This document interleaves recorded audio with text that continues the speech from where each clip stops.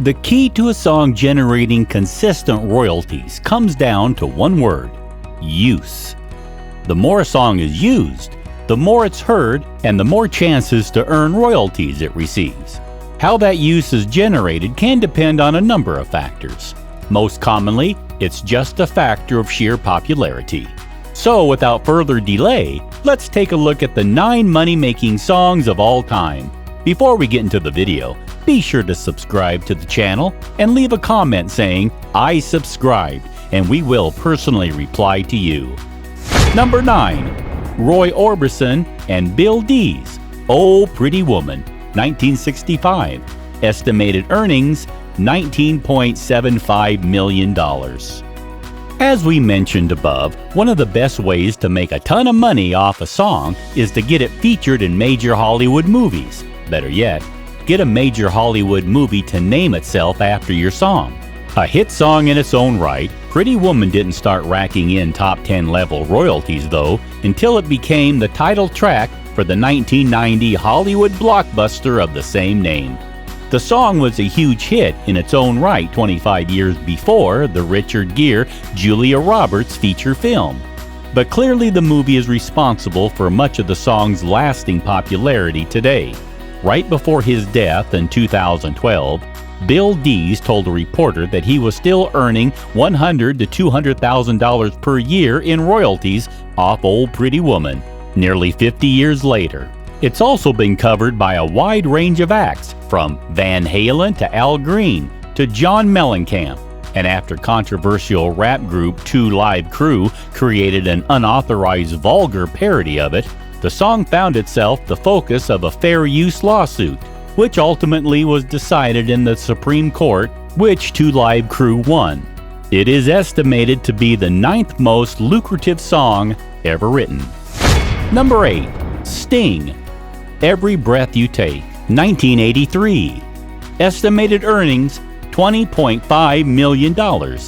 This one hit from The Police is said to be responsible for 25% of the band's entire earnings from its catalog.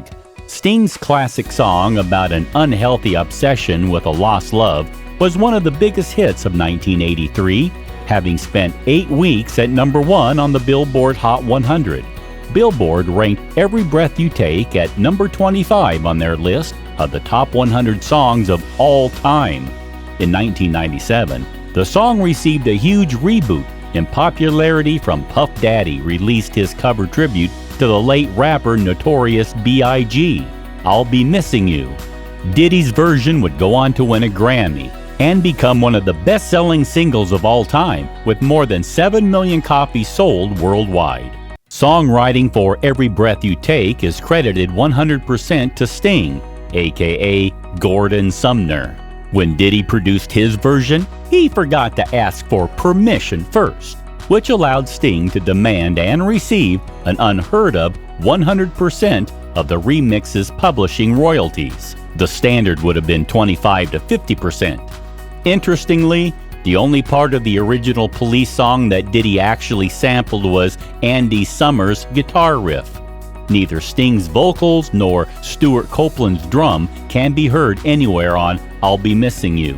Because Sting is listed as the sole composer, Summers did not receive a dime in royalties from P. Diddy and was not even consulted for his blessing. In fact, Summers was not even aware of the song until his son heard it on the radio. Number 7. Haven Gillespie and Fred J. Coots, "Santa Claus is Coming to Town," 1934. Estimated earnings, $25 million. At this time of the year, twinkling lights and the scent of mulled spices and pine unleash a flood of fond memories. But no holiday tradition brings us back like a classic holiday song. This one checks off all the boxes.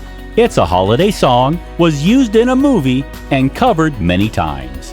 The song was first written in October 1933 by Haven Gillespie and J. Fred Coots, reportedly on a New York subway car while traveling to a music publisher's office. Gillespie, with his children's songwriting talent and charged with Coots to come up with a children's tune, jotted the melody and lyrics down on an envelope before reaching the publisher's office. Santa Claus is Coming to Town became a big hit of Christmas 1934. Radio audiences went wild for the song and requested for sheet music were off the charts. The day after the song debuted, over 100,000 people ordered copies of the sheet music. 400,000 copies had sold within a few months. It was the title track of the 1970 animated holiday classic of the same name, starring Fred Astaire and Mickey Rooney. The song has been covered by a wide range of artists, including Justin Bieber, Bruce Springsteen, and Mariah Carey. Number 6. Ben E. King, Jerry Leiber, and Mike Stoller, Stand By Me. 1961. Estimated earnings $27 million. Similar to song number 9 on this list, Stand By Me was a huge hit in its own time, then topped the charts again 20 years later when the movie by the same name was released in 1986. This was a hit song right out of the gate for Ben E. King and was covered over 400 times as well. It ultimately became the title track of the 1986 film of the same name, based off a Stephen King short story starring Corey Feldman, River Phoenix, and Will Wheaton. Levi's also used it in a TV ad. Number 5. Alex North and High Zerit, Unchained Melody, 1955. Estimated earnings $27.5 million. Originally penned as the theme for a little-known 1955 prison movie Unchained, this song would eventually become one of the most covered songs in recorded history. Since 1955, Unchained Melody has been covered by more than 650 different artists. The most famous cover is the 1965 version by the Righteous Brothers, which, like many songs on this list, received a major boost in popularity when it was used in the 1990 Demi Moore-Patrick Swayze Oscar-winning film Ghost. Additional placements include spots in TV shows Glee and American Idol. Number 4. John Lennon and Paul McCartney, Yesterday, 1965. Estimated earnings $30 million. In addition to the 3 factors that the rest of the list shares, Christmas song, cover song, and movie soundtrack, another surefire way to achieve a top royalty earning status is being a Beatles song. Yesterday is the second most played song in the history of radio, and is one of the most iconic hits of the most iconic band in rock history. It was also covered thousands of times. From the birth of the Beatles, Paul McCartney and John Lennon agreed to share credit for all of their songs 50-50, no matter how little the other person contributed. That meant even though Paul wrote and sang 100% of Yesterday, it was credited to Lennon-McCartney. Number 3. Barry Mann, Cynthia Wilde, and Paul Spector, You've Lost That Lovin' Feelin', 1964.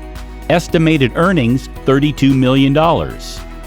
Husband and wife songwriters Barry Mann and Cynthia Wilde wrote this song with legendary producer and convicted murderer Phil Spector. Spector insisted against the couple's wishes that they add the now famous line, "And he is gone, gone, gone, whoa, whoa, whoa." Similar to the number 5 song on this list, it became a massive hit after it was covered by the Righteous Brothers. Number 2. Irving Berlin, White Christmas, 1940. Estimated earnings $36 million. No song captures the heart of the holidays like White Christmas. This is ironic when you consider the fact that it was written by a Jewish immigrant from Russia. There's no denying the enduring power of White Christmas.